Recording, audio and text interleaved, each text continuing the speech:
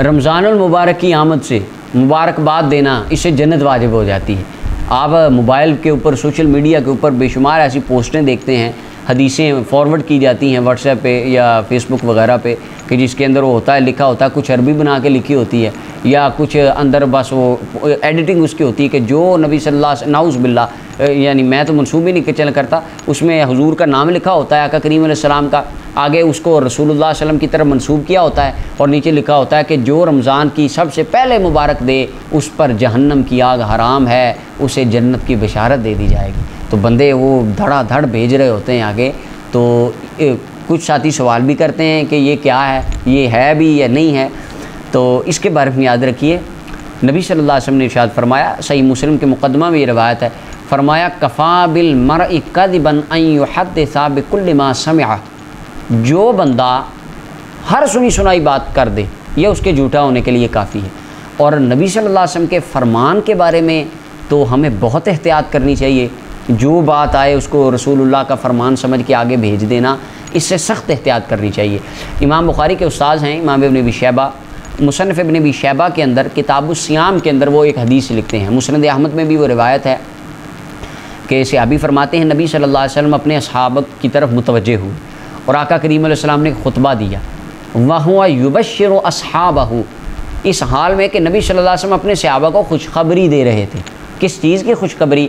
फरमाया तुम्हारे पास रमज़ान आ गया और शहरुन मुबारकुन, ये बरकत वाला महीना है, इसके अंदर रोज़े हैं, अल्लाह ने रोज़े फ़र्ज़ फरमाए और क़याम तुम्हारे लिए रखा है, यानी वो सारा जो आता है।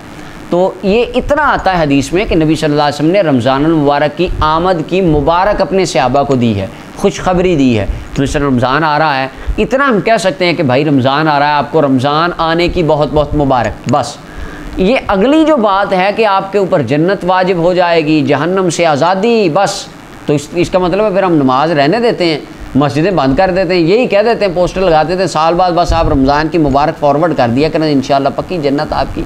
ये हमारे सस्ते नात खानों वाला हिसाब ना करें आप कि वो जिस तरह वो करते हैं। जो बंदा सारा साल बेहतरीन तरीके से हराम कमाता है, 2 नंबर तरीके जो करता है, साल बाद 1.5 लाख रुपए का एक नात खां ख़रीदता है, 5-7 बुला लेता है और अच्छी सी महफ़िल नात कराता है। वो 7 नात खां कहते हैं हाजी साहब बहुत बड़े आज के रसूल हैं, और उसके ऊपर पैसे फेंक रहा होता है। वो 7 आके उसको आज के रसूल बना के चले जाते हैं। बस फिर सारा अगले साल महफ़िल नात तक वो भी मस्जिद में जाने की ज़रूरत महसूस नहीं करता। ये हमने ये देखी हैं बड़ी चीज़ें।